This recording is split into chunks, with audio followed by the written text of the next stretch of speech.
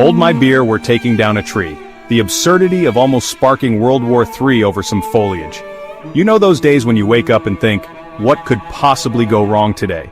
Well, in August 1976, things got really weird, really fast in the Korean demilitarized zone. We're talking about a tree, some axes, and the very real possibility of nuclear war.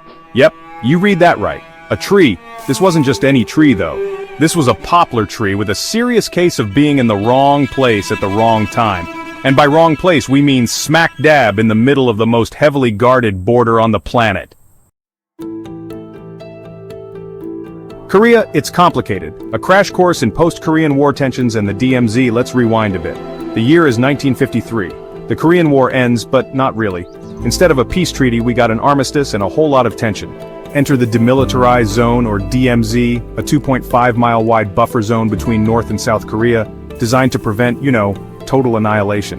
The DMZ is like the world's most awkward family reunion, only with landmines, barbed wire, and enough firepower to make Rambo blush. Not exactly the ideal place for a picnic, or a tree for that matter. The Tree of Discord. How an overgrown poplar almost ignited a firestorm. Now back to our leafy friend. This particular poplar tree had the audacity to grow within the Joint Security Area, or JSA. That's the one little area within the DMZ where North and South Korean soldiers could technically hang out, if they wanted to. The tree was blocking the view between two checkpoints. Not ideal when you're trying to keep an eye on things. So the United Nations Command, tasked with keeping the peace, asked North Korea to trim the tree. North Korea's response? Make us. Axe murder incident. Things get heated, literally. Fast forward to August 18, 1976. A group of UN soldiers, including 2 US Army officers, headed out to do some tree trimming. North Korean soldiers appeared. Things escalated quickly. Axes were involved. People got hurt. Tragically, 2 American officers, Captain Arthur Boniface and First Lieutenant Mark Barrett, were killed. Remember that whole nuclear war thing? Yeah, it was officially on the table.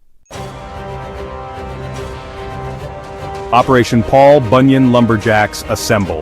The United States and South Korea plan a tremendous response. The US response needed to be strong, but measured.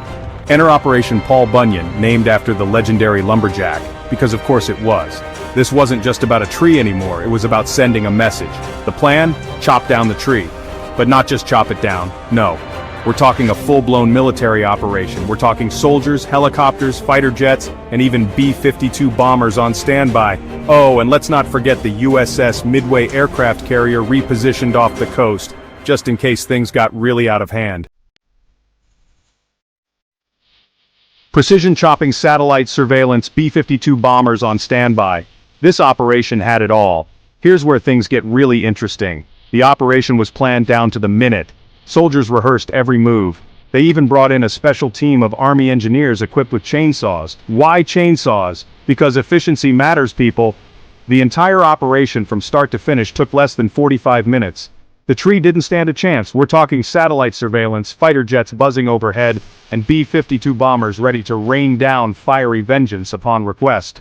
North Korea understandably decided to stay put this time. The art of sending a message without firing a shot. Operation Paul Bunyan was a masterclass in psychological warfare. The message was clear: don't mess with us. The US showed they were willing to use force, but in a controlled and calculated way. It was a delicate balance between strength and restraint. The operation achieved its goal. The tree was gone, and North Korea got the message. More importantly, it showed that even in the most tense situations, cooler heads could prevail. A delicate dance on the edge of war. Operation Paul Bunyan is a textbook example of controlled escalation. The US response was proportional to the initial incident. It demonstrated resolve without resorting to unnecessary violence. It was a high-stakes game of chicken, and thankfully, nobody blinked. The operation serves as a reminder of the importance of clear communication, strategic thinking, and maybe, just maybe, not planting trees in the middle of a demilitarized zone. Operation Paul Bunyan's lasting impact on military strategy. Operation Paul Bunyan might seem like a quirky footnote in history, but it had a lasting impact.